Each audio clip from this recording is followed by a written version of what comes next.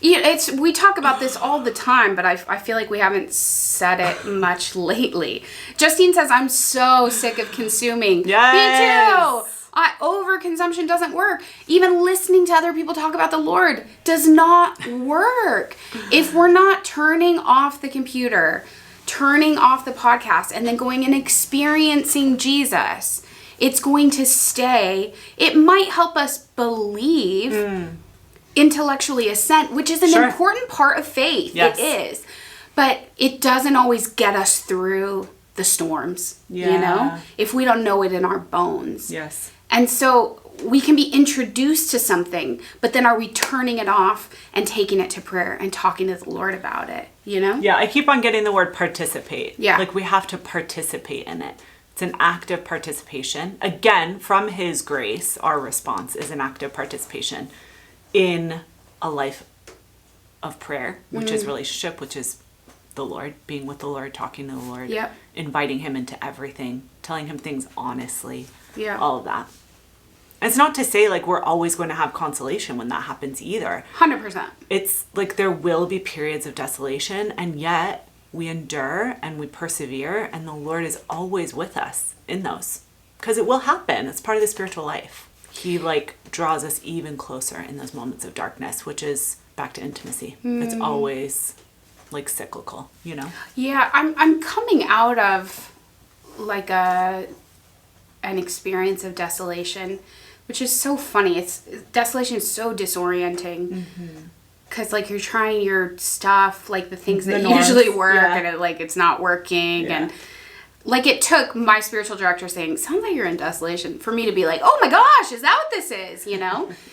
And I'm coming out of that, and I just met with her yesterday, and she was like, Why do you think the Lord allowed the desolation? And I know her, like, she's such a good director, because she was asking me a question, but it was really an invitation to ask the Lord, why did you allow the desolation? And I just immediately heard Him say, because I wanted to comfort you. And I think we miss that if we don't believe that intimacy is at the center of everything, that it's the desire of God's heart, that it's why we were created, it's how we were designed to live in the garden in unbreakable,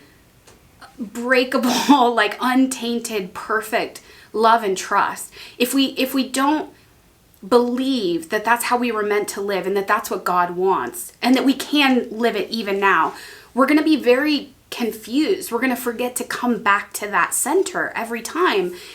And as I kind of reflected on this experience of desolation, and desolation in general, I think this is where it helps to intellectually assent and to understand, even when we can't feel it.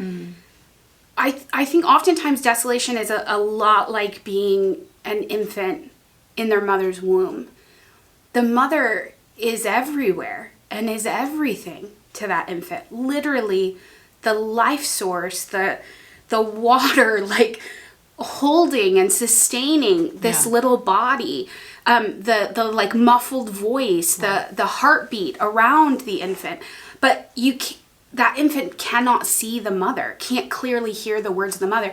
And yet the mother is closer in that moment than if the baby was outside the womb looking at the mother. You're actually closer.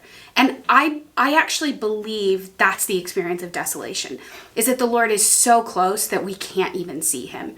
And He allows that to purify us, to carve out more capacity, to make more room for us to receive more purely His look of love when we're on the outside and He's delighting in us. Does that make sense? It's so good. Wow. Yeah. Thanks for watching our clip from the weekly visit. To watch the full conversation, head over to the member community linked down below. We love visiting with you, so we'll see you there.